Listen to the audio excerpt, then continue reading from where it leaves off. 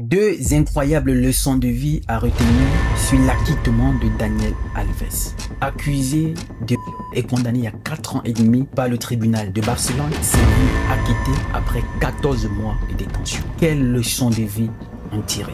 Parce que ça n'arrive pas aux autres.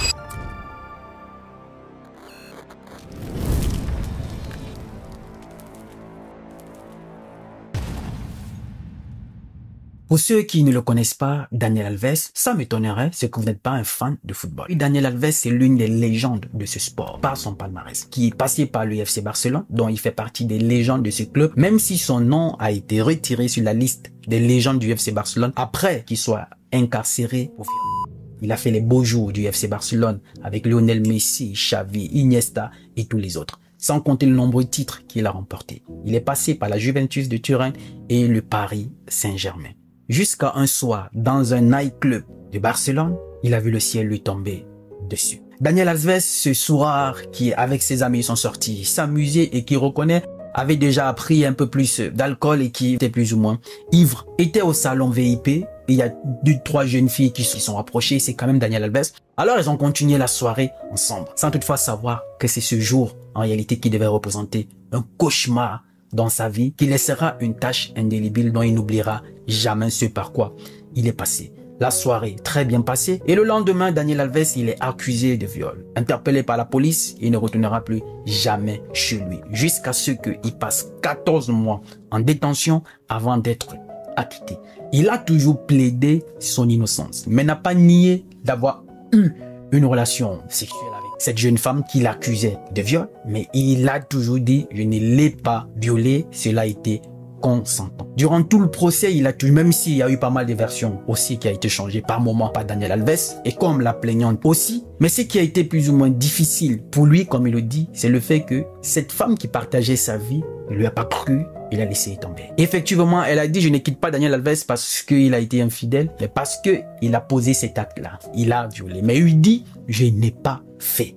Je crois que dans cette situation, la seule personne encore qui peut te croire, qui peut encore t'écouter, c'est ta femme. C'est celle qui partage ta vie. Mais si elle déjà remet en question ta parole, soit elle n'était pas sincère avec toi dans la relation, soit elle était là pour un objectif et qu'en réalité, elle attendait le moment pour partir.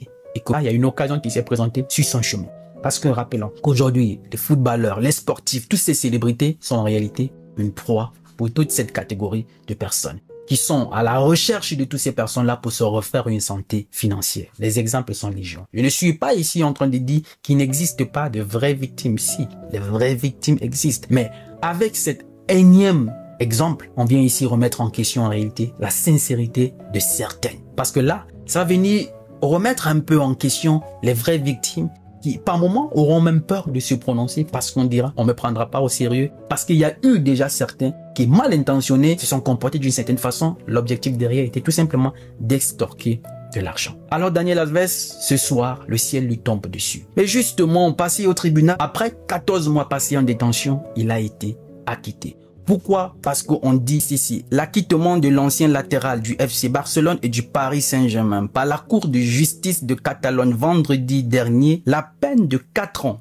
et demi de prison pour des faits de viol à l'encontre de Daniel Alves avait été révoquée à l'unanimité, mettant en cause le manque de fiabilité de la plaignante. Mettant en cause le manque de fiabilité de la plaignante.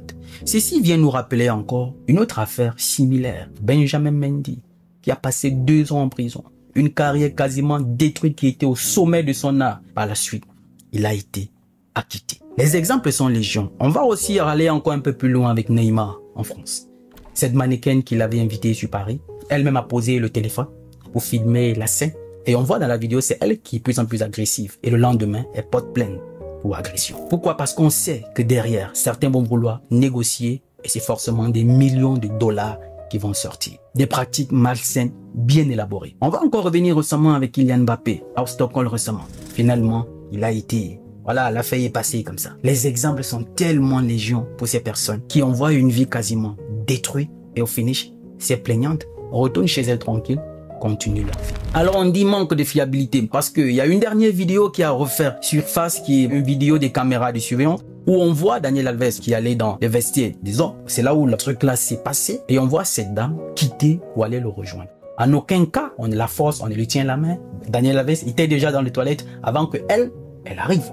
Et puis quand elle arrive, elle va dans les vestiaires des hommes. Tu vas faire quoi dans les vestiaires des hommes tant que tu es une femme? Il y a un vestiaire pour les femmes. Donc du coup, il y a pas mal des hypothèses aujourd'hui qui viennent remettre en question sa fiabilité. Et rappelons que les juges, comme on a dit, étaient constitués de 2 femmes et un homme. Il y a des femmes qui sont sorties dans les rues de Barcelone pour manifester. C'était des féministes. On sait tous que sa place n'est pas en liberté, il doit être en prison. Si on fait confiance à la justice, il a été acquitté. Même si on sait qu'il y a parfois des justices qui sont corrompues, ça c'est sûr, c'est des choses qu'il ne faudrait pas nier. Mais moi, ce qui attire mon attention justement ici, c'est que ça n'arrive pas qu'aux autres. Ici, c'est Daniel Alves, ça a été filmé.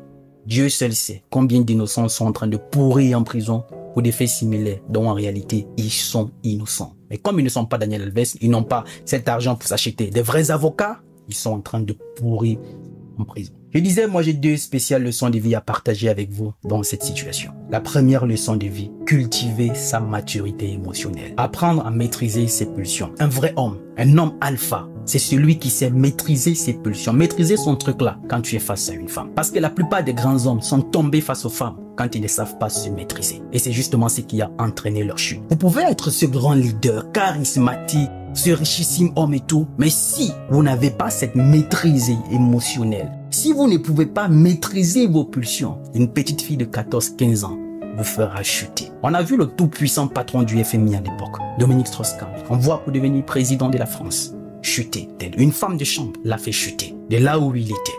À partir du moment où vous ne pouvez pas maîtriser vos pulsions, vous savez, à un certain moment, il ne faut pas vous laisser guider par votre instinct. Laissez votre raison vous orienter. Réfléchissez avant de poser un certain nombre d'actes. Je vais prendre un exemple assez banal. On a souvent des tontons comme ça à la maison ou encore des oncles qui n'ont pas cette maîtrise émotionnelle, qui ne savent pas maîtriser leurs pulsions. Et que leurs femmes, elles savent ça, c'est fini, ça devient un point fort pour elles pour prendre un ascendant sur toi. Peu importe la colère que tu peux avoir, ta femme peut te tromper, elle peut se comporter d'une façon irresponsable, te manquer de respect et que tu te dis non, c'est terminé. Avec elle, je mets un terme. Mais le soir à la chambre, elle connaît comment se comporter avec toi. Il suffit qu'elle dorme nue, tu ne vas pas résister. Le lendemain, tout ce que tu avais comme problème, tu as oublié. Vous êtes parfois surpris que mon oncle, ou mon frère, ou mon pote, ou ma soeur, bref, ces personnes qui étaient hier me parlaient d'une certaine façon qui va mettre un terme à la relation. Du jour au lendemain, c'est fini, il a changé d'avis. Comme par hasard, après la nuit, elle devient la bonne personne. Elle n'a jamais rien fait de mauvais. Non, il ne sait pas maîtriser ses pulsions. C'est fini. Face à ça, il perd la raison. Et à chaque fois que vous n'allez pas vous contrôler face à ce genre de situation, vous serez toujours vulnérable. Et les femmes, elles vous tiendront dans la main pour faire de vous ce qu'elles veulent. Voilà pourquoi vous allez voir souvent cette fille qui traîne souvent les sugar daddy comme elles veulent. Pourquoi? Parce qu'elles ont compris que le papa, il peut être patron, il peut être ministre, il peut être ce qu'il est. Quand je baisse juste mon petit string et qu'il regarde là, c'est fini. Il perd toutes ses facultés. Il devient zinzin. Comme on dit chez moi, il devient ma boule. Donc si face à une femme, face à ce genre de situation, vous ne pouvez pas mieux vous comporter, sachez que votre chute n'est pas loin. C'est justement ce qui va vous amener dans les difficultés. C'est ce qui va vous faire descendre. C'est ce qui va vous enfoncer davantage. Cultivez cette maîtrise émotionnelle. C'est l'un des critères qui définit en réalité un homme alpha. Si tu es un homme et que tu ne peux pas te maîtriser face à une femme, toutes les femmes pourront faire de toi ce qu'elles veulent. Et la deuxième leçon de vie, plus tu deviens riche, tu deviens célèbre, plus tu deviens vulnérable. Ta vie ne tient que sur un fil.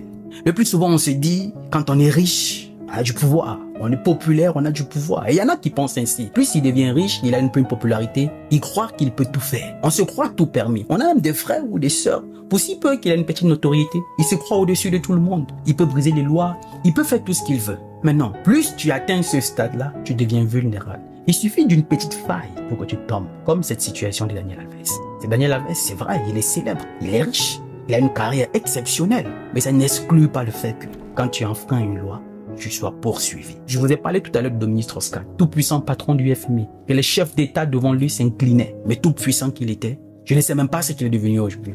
Mentionnez en commentaire pour ceux qui ont des informations là-dessus. Plus tu deviens riche, plus tu deviens célèbre, tu deviens vulnérable. Et c'est à partir de ce moment que tu dois beaucoup faire attention. Et comme je le disais, c'est justement dans cette situation difficile qu'il a traversée que cette femme qui partageait sa vie l'a quitté. Et qu'aujourd'hui qu'il a été acquitté, elle annonce qu'elle entend un enfant de lui. Voilà pourquoi on le dit le plus souvent, si vous n'êtes pas sûr de cette femme avec qui vous êtes, parce que dans cette situation difficile, tout le monde peut t'abandonner, sauf cette femme-là qui partage ta vie. Au moins, elle va te croire. À partir du moment où tu dis que je ne l'ai pas fait, je ne l'ai pas violé, et malheureusement, elle t'a laissé tomber. Vous comprenez pourquoi Achraf Hakimi avait mis sa fortune au nom de sa mère? Parce que c'est les gens qui ne te laisseront jamais tomber. Et puis, ça dépend aussi des cas. La relation et la liaison que tu as avec ta maman.